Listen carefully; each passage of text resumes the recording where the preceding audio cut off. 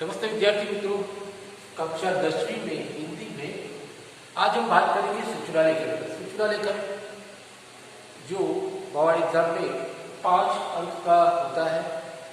और सूचना लेखन समझने के पहले हम इससे बात करें कि सूचना क्या है। तो सूचना किसी भी संस्था, चाहे वो सरकारी संस्था हो, प्राइवेट संस्था हो, स्कूल हो, तो उसकी ओर से जो भी प्रबंधक है, जो भी अथॉरिटी है, वो अपने कर्मचारियों को, या अगर स्कूल है तो अपने विद्यार्थियों को किसी कार्यक्रम के अंतर्गत अगर कोई जरूरी बात करना चाहता है, कोई सूचना देना चाहता है कि जैसे मान लो कि पाठशाला में रक्तदान शिविर का आयोजन है, तो उसके लिए बच्चों को सूचित करने के लिए ये सूचना पट पर सूचना लिखी जाती है। तो ये एक कौशल्य है हमारे हिंदी में लेखन के लिए। ऐसा कौशल्य है कि हमें जिंदगी में कभी न कभी काम आता है, और इसीलिए हमारे ये पाठ्यक्रम में भी उसको सम्मिलित किया गया है। तो हम ये बात करें कि सूचना लेखन 5 अंक का होता है। जरूरी है कुछ उसके जो बेसिक आइडियाज जो है वो हमें पता हो तो सूचना अच्छे से लिख सकते हैं और पूरे अंक 5 अंक पूरे हासिल कर सकते हैं। तो इसके लिए हम समझ लेते हैं आज जो हम बात करेंगे, पहले सूचना लेखन के लिए ध्यान में रखने योग्य बातें, फिर उसका प्रारूप यानी फॉर्मेट, और उसके बाद उदाहरण के जरिए हम समझने की कोशिश करेंगे। पहले देख लेते हैं सूचना लिखते समय ध्यान में रखने योग्य बातें क्या है। तो पहला, सूचना किसे देनी है और क्या सूचना देनी है, इसके बारे में पहले सूचना होता है। जब भी हम परीक्षा में सवाल होगा कि आपकी मान लो कि आपकी पाठशाला में खेल दिवस का आयोजन है, तो उसमें हिस्सेदारी के लिए छात्रों को सूचित कीजिए, तो उसकी सूचना बनाइए। तो ये है, तो इस तरह से हमें पहले ये ध्यान में रखना है कि सूचना क्या है। तो बोले, अब जो हमने उदाहरण की बात की कि पाठशाला में खेल दिवस का आयोजन, तो उसकी सूचना है। और सूचना किसे देनी है वो भी प्रश्न पत्र के अंदर दिया होता है कि आप पाठशाला के हेड बॉय है, या प्रधानाचार्य है, या शारीरिक शिक्षा के अध्यापक है, जो भी है, तो सवाल में होता है, हमें वो समझना है। वो बताइएगा। तो ये हमें समझना है कि सूचना क्या है और किसे देनी है। इसके बाद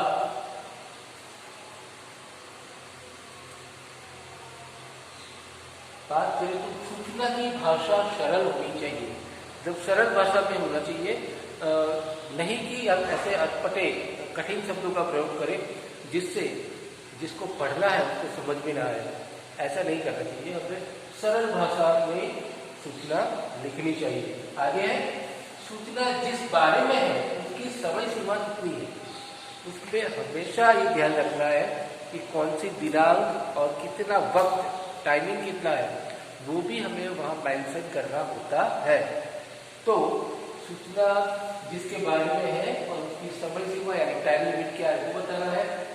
समझ लो कि 25 सितंबर 2020 की सूचना है, कब कार्यक्रम है, तो हम आज की दिनांक लिखेंगे। 2-4 दिन या हफ्ते पहले की हम दिनांक लिखेंगे कि पहले दिनांक यहाँ लिखेंगे कि ये तारीख है, और आने वाले 15 दिन के बाद, 10 दिन के बाद या हफ्ते बाद जो भी है वो दिनांक, ये दिन 25 सितंबर को ये खेल दिवस का आयोजन होने वाला है। तो इस प्रकार हमें समय सीमा का ध्यान रखना है क्या है।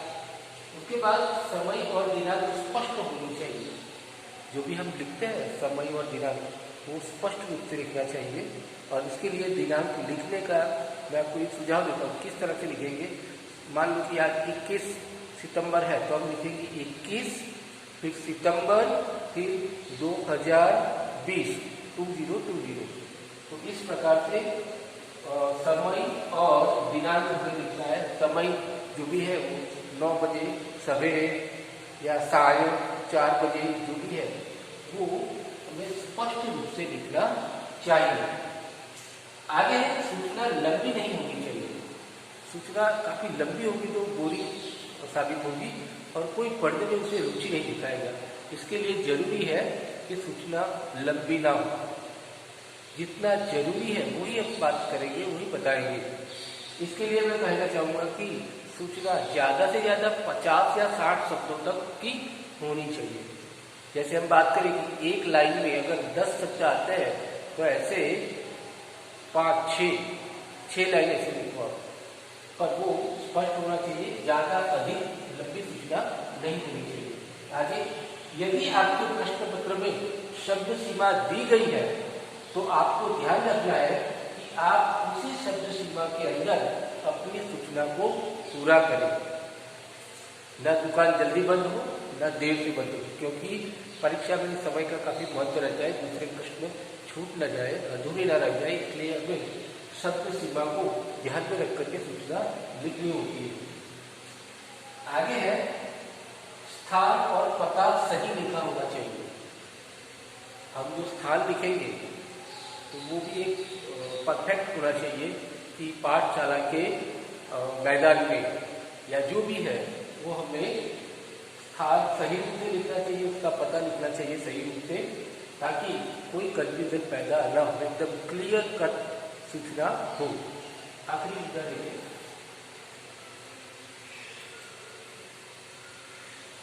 आखिर में ये ध्यान में रखना है कि सूचना जारी करने वाले का पद लिखा होना चाहिए। यहाँ हम लिखेंगे, अगर हम हेड बॉय है या हेड गर्ल है तो आखिर में सूचना के आखिर में हम लिखेंगे हेड बॉय और स्कूल का नाम है वो नीचे आएगा। अगर प्रधानाचार्य है तो प्रधानाचार्य कॉमा फिर नीचे स्कूल का नाम आएगा। तो इस तरह से सूचना जारी करने वाले का पद लिखना जरूरी है, ताकि सबको ये सूचित हो जाए कि सही में ये सूचना किसने दी है। ठीक है, तो ये जरूरी है। अब हम प्रारूप को समझ लेते हैं।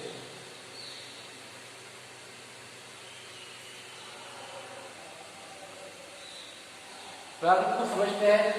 सबसे पहले हमें ये ध्यान में रखना है कि सूचना में जो है वो एक बॉक्स पे ही लिखती है, लेकिन वो बाद में करेंगे। पहले हम शुरुआत में लिखेंगे यहाँ संस्था का नाम।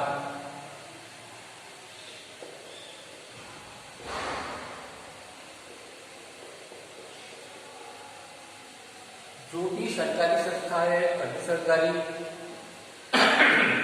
या प्राइवेट है, जो भी है, अगर स्कूल है तो उसका नाम होगा।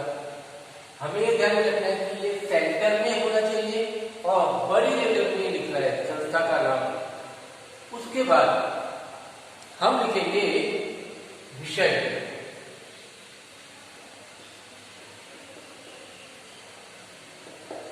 विषय जो भी है वो भी बराबर उसके संस्था के नाम के नीचे सेंटर में मध्य में लिखना है और इसके नीचे हमें 2 लाइन छोड़नी है। विषय लिखेंगे, विषय के बाद भी हम 2 लाइन छोड़ेंगे। उसके बाद हम लिखेंगे सेंटर में सूचना। इसके बाद हम और 2 लाइन छोड़ेंगे ताकि साफ साफ सब दिखाई दे, अच्छी तरह से सूचना पढ़ने वाले को कोई आपत्ति ना हो, समझ में आ जाए। इस तरह से 2 लाइन छोड़ करके अब यहां से हम लिखना शुरू करेंगे कि जो भी मैथ बॉडी है यहां सूचना हम लिखेंगे और फिर नीचे लिखेंगे, यहाँ दिनांक लिखेंगे। आज मान लो 21 है, 21 सितंबर 2020। यहाँ लिखेंगे हेड बॉय और स्कूल का नाम कि कबीर विद्यालय। यहाँ सूचना लिखने वाले का पद होना चाहिए और इस तरह से संस्था का नाम भी यहाँ लिखना चाहिए। तो बच्चों ये रहा प्रारूप। अब इस प्रारूप में मैं आपको बताना चाहूंगा, यहाँ जो बैक बॉडी है सूचना की, उसके अंदर हमें स्थान, जगह आदि सबका हमें विवरण यहाँ करना जरूरी है। तो ये प्रारूप यहाँ प्रारूप के आधार पर हम एक उदाहरण देख लेते हैं सूचना का। तो देखते हैं पहले संस्था का नाम। तो संस्था का नाम हम नहीं लिखेंगे, हम क्या लिखेंगे, सीधा संस्था का ही नाम लिखेंगे। तो मान लीजिए यहाँ हमने बताया कबीर विद्यालय है, तो कबीर विद्यालय। अब मुख्य विषय जो है वो हम लिखेंगे, तो विषय को हम काट देंगे, यहाँ पर वो लिखेंगे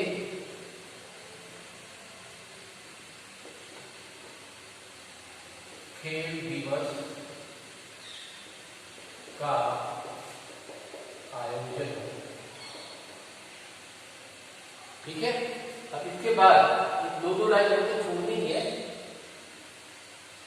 अब इसके बाद सूचना लिखेंगे और सूचना के बाद अब यहां से लिखना शुरू करेंगे सूचना कि सभी छात्रों को सूचित किया जाता है कि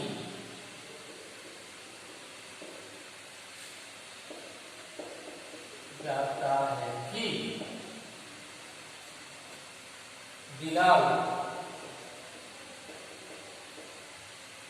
आज 21 है, हम 10 दिन के बाद दिनांक लिखते हैं कि दिनांक 30 सितंबर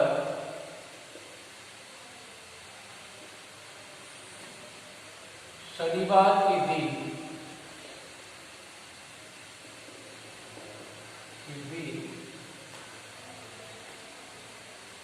सुबह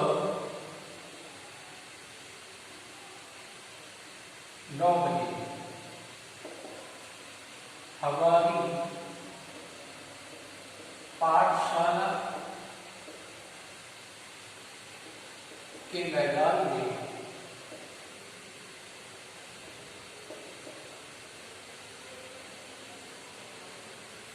खेल दिवस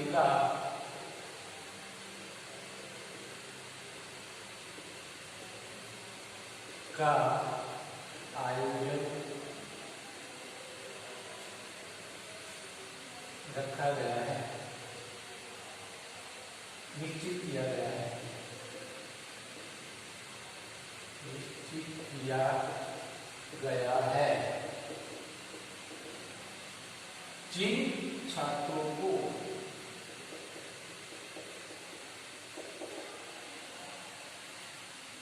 उसमें भाग लेना है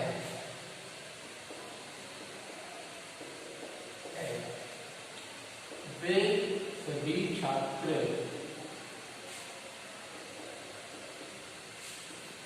शारीरिक शिक्षा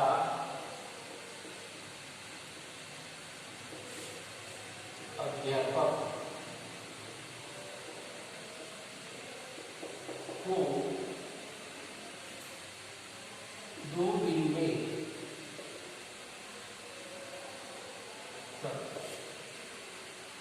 अपने नाम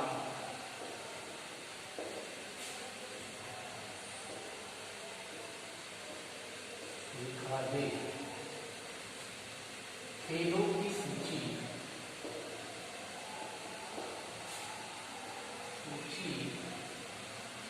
सूचना पट पर दी गई है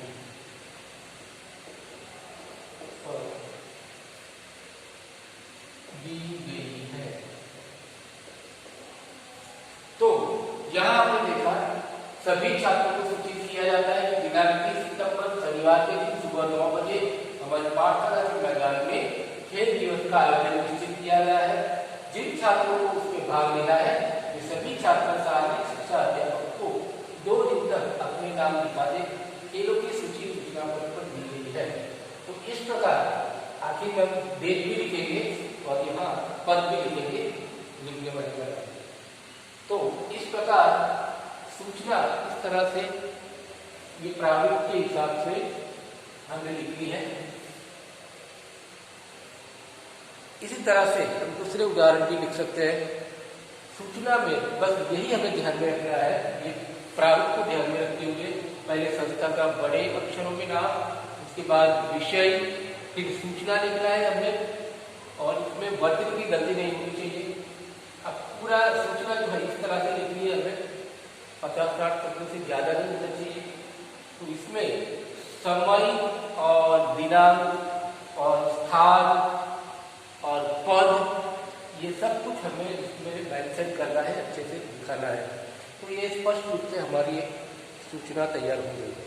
तो उम्मीद है आप लोग भी अपनी व्याकरण पुस्तिका जो है उसमें देखोगे और अन्य उदाहरण को समझेंगे, और इसी प्रकार इस प्रारूप को समझते हुए आप भी अपनी व्याकरण की नोटबुक में ये सूचना लेखन का एक उदाहरण उसमें लिखें। धन्यवाद।